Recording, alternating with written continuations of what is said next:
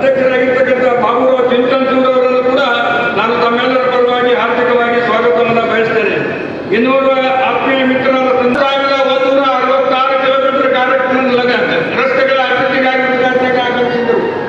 ಅದೇ ಪ್ರಕಾರವಾಗಿ ಇವತ್ತು ಮಾನ್ಯ ಗ್ರಾಮೀಣಾಭಿವೃದ್ಧಿ ಸಚಿವರಾಗಿರ್ತಕ್ಕಂಥ ಪ್ರಿಯಾಂಕಾಜಿಯವರು ಈ ಪ್ರಗತಿ ಪಥ ಅಂತಕ್ಕಂಥ 7,110 ಕಿಲೋಮೀಟರ್ ಹಾಗೂ 5,190 ಕೋಟಿ ರೂಪಾಯಿಯಲ್ಲಿ ಅದು ಕೂಡ ಈಗ ಟೆಂಡರ್ ಹಂತದಲ್ಲಿದೆ.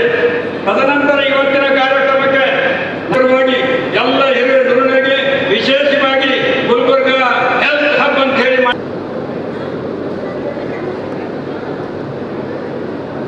ಜ್ಯೋತಿ ಬೆಳಗಿನ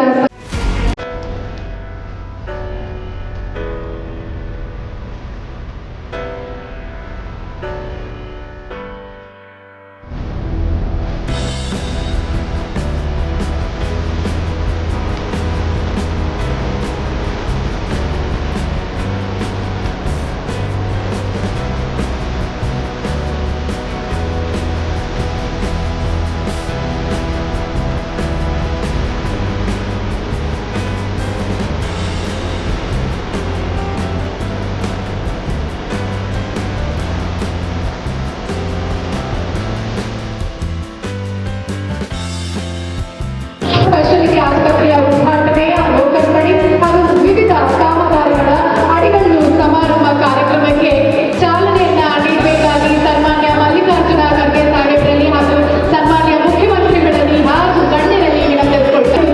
ಜೊತೆಯಾಗಬೇಕಾಗಿ ವಿನಂತಿಸಿಕೊಳ್ತಾರೆ.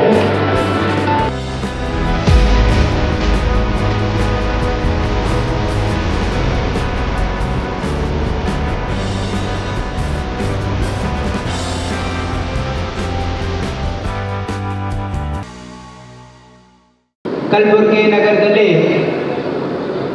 ಹಮ್ಮಿಕೊಂಡಿರ್ತಕ್ಕಂಥ ಆತ್ಮೀಯ ಗೆಳೆಯರಾಗಿರ್ತಕ್ಕಂಥ ಡಾಕ್ಟರ್ MC ಸುಧಾಕರ್ ಅವರೇ ಮತ್ತು ವೇದಿಕೆ ಮೇಲೆ ಆಸೀನರಾಗಿರ್ತಕ್ಕಂಥ ಇನ್ನೊಬ್ಬ ಹಿರಿಯ ಸಚಿವರಾಗಿರ್ತಕ್ಕಂಥ ರಾಮಲಿಂಗ ರೆಡ್ಡಿ ಜಿ, ಆತ್ಮೀಯ ಬಂಧುಗಳೇ, ಮಾಧ್ಯಮದ ಮಿತ್ರರೇ, ಕಲಬುರಗಿಯಲ್ಲಿ ಅಂತ ಹೇಳ್ತಾ ಇದ್ದೀನಿ. ಮಲ್ಲಿಕಾರ್ಜುನ ಖರ್ಗೆ ಸಾಹೇಬರು ಕೇಂದ್ರದ ಕಾರ್ಮಿಕ ಸಚಿವರಾದಾಗ